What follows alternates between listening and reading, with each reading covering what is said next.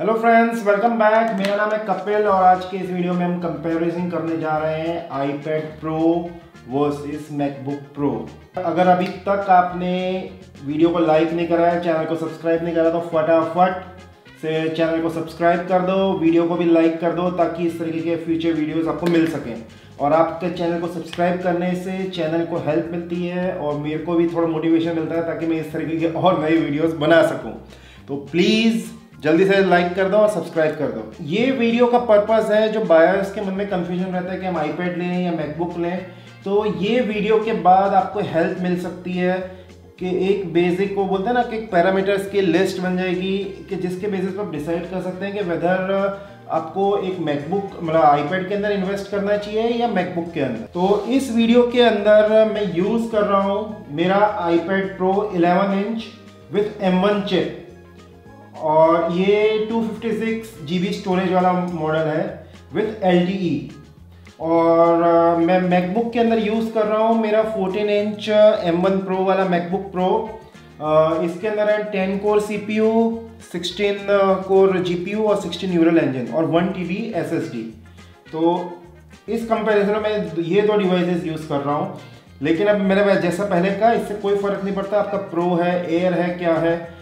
Basic comparison हमारा जो है वो ये दो डिवाइसेस के बीच में कि आपको आईपैड लेना है या मैकबुक लेना है। देखिए, सबसे पहले हम बात करते हैं प्राइसिंग और स्पेसिफिकेशंस या कॉन्फ़िगरेशन की, क्योंकि आईपैड में भी बहुत सारे ऑप्शंस हैं, मैकबुक में भी बहुत सारे ऑप्शंस हैं। तो चलिए सबसे पहले स्टार्ट करते हैं आईपैड के ऊपर।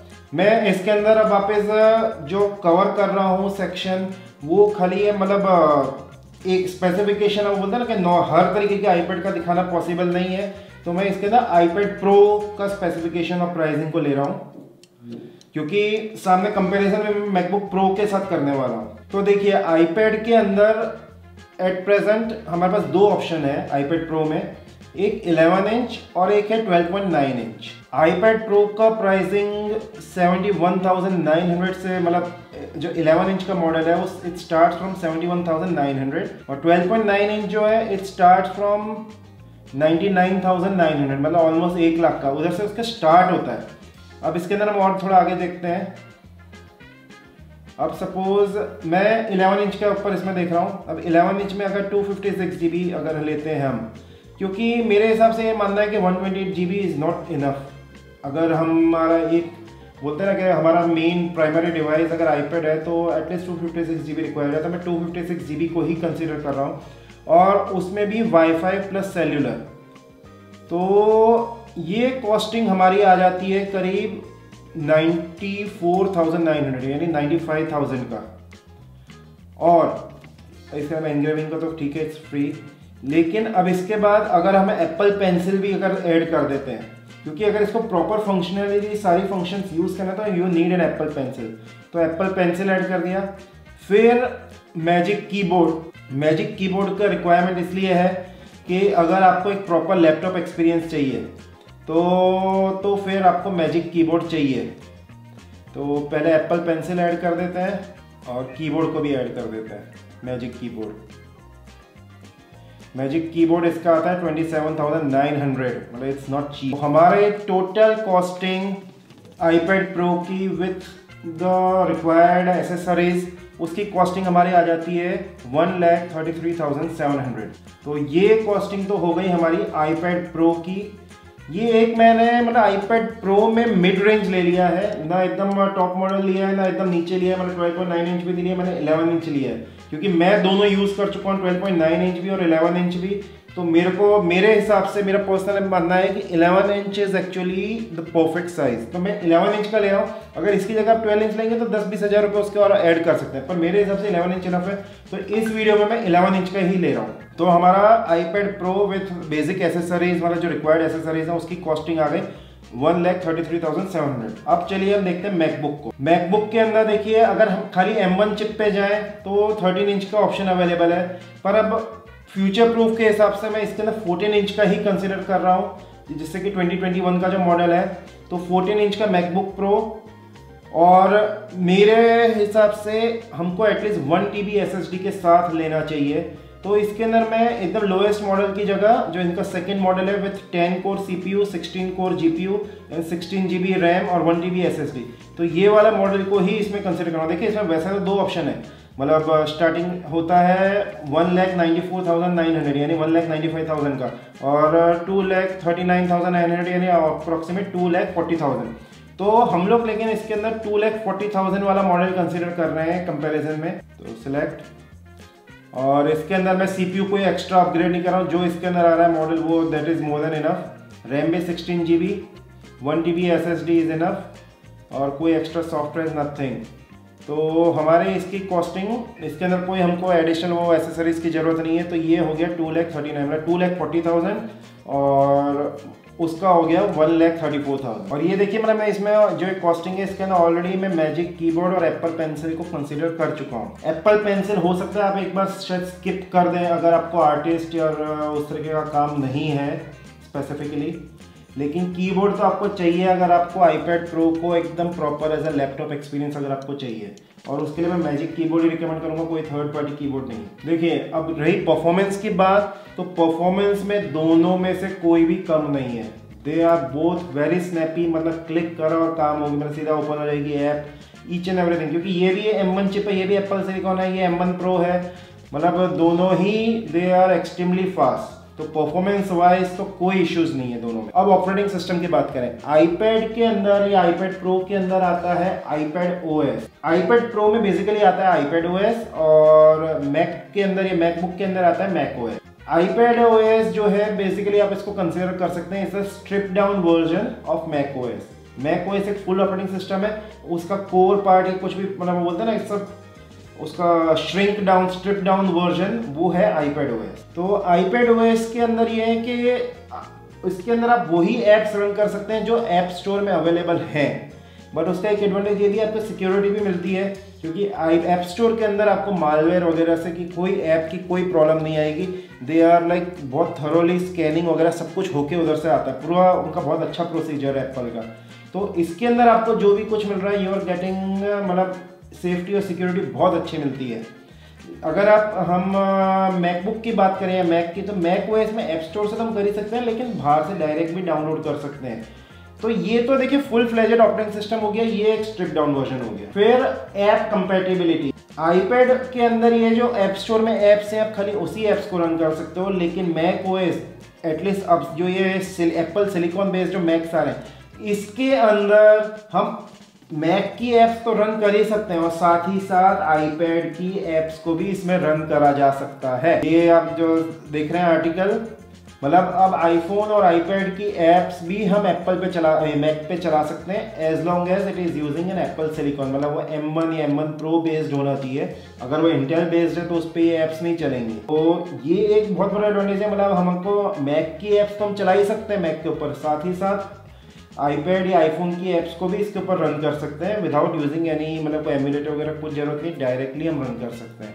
ये एक बहुत बड़ा एडवांटेज है। बस ये एप्स में एक प्रॉब्लम आएगी कि जो टच स्क्रीन की जो फंक्शनलिटी वो आपको नहीं मिलेगी, तो वो आपको टच पैड वगैरह यूज़ करके उसकी जगह मैंने टच पैड या माउस यूज़ करेंगे, तो उस तरह से हम उसको चला जा सकते हैं। फिर अब बात करते हैं बैटरी लाइफ। देखिए बैटरी लाइफ तो वैसे बहुत अलग अलग अजीबोगरीब क्लेम करा जाता है एप्पल के हिसाब से, 10 घंटे 18 घंटे, लेकिन मैंने दोनों को यूज़ करा है, iPad Pro भी और मैकबुक Pro भी। दोनों की एवरेज लाइफ अगर हम प्रॉपर उसका मतलब बोलते हैं ना कि video streaming, video editing, proper जो प्रोडक्टिव वर्क कर रहे हैं या प्रॉपर एंटरटेनमेंट के लिए भी यूज़ कर रहे हैं, तो 6-7 घंटे या 8 घंटे से ज़्यादा दोनों में से किसी की भी बैटरी लाइफ नहीं आती। तो बैटरी लाइफ तो मेरा मानना है कि दोनों की ऑलमोस्ट सेम है, क्योंकि दोनों को ही मैंने यूज़ करता हूँ फुल अच्छे से, और दोनों ही मतलब अगर मैं इसके ऊपर अगर मैकबुक के अंदर खाली नॉर्मल ब्राउजिंग वगैरह कर रहा हूँ तो मेरे को इससे भी ज़्यादा मिल सकती है, लेकिन अगर मैं बोलता ना जब मेरा जिस तरीके का काम है, जैसा as a content creator video editing भी आ गई, उसमें कंटेंट कंज्यूम करना भी आ गया, मेरा खुद का जो दूसरा बिजनेस है वो भी मैं इसके अंदर करता हूँ, सर्वर मैनेजमेंट वगैरह, तो मेरे को 7-8 घंटे की अप्रॉक्सीमेट बैटरी मिलती है।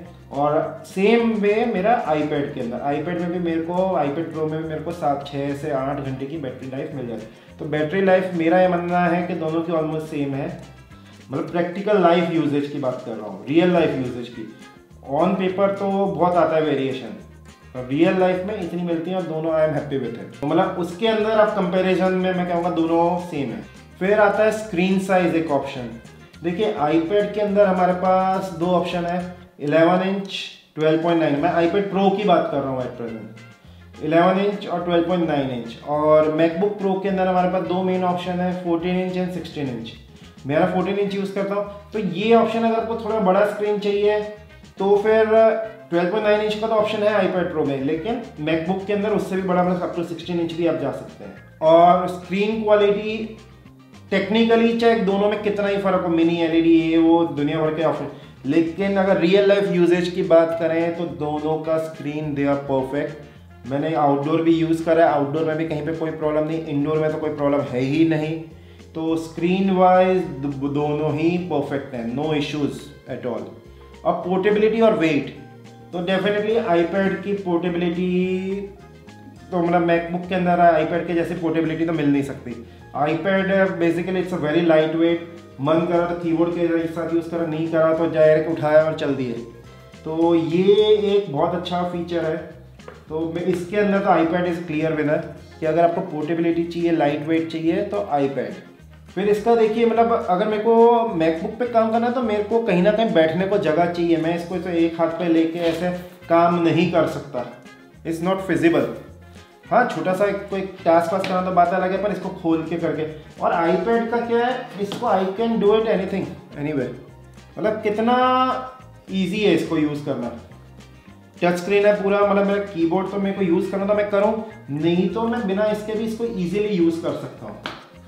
और इसको कभी भी मेरा लैपटॉप बन गया, कभी भी मेरा टैबलेट बन गया, तो ये एडवांटेज है इसके अंदर। देखिए वैसे हमने काफ़ी डिस्कस कर लिया hardware, price, specification, paper work की सारी मतलब जो भी था वो किताबी बातें सारी कर ली।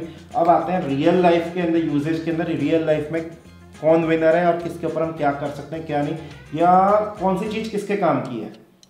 मतलब आपका काम आईपैड में हो सकता है या आपको मैकबुक चाहिए, मतलब ऑलमोस्ट डबल प्राइसिंग है मैकबुक प्रो की और आईपैड के कंपैरिजन में। तो whether do you really need a MacBook, तो आइए देखते हैं। तो देखिए हम लोग क्या करते हैं, ईमेल्स चेक करते हैं।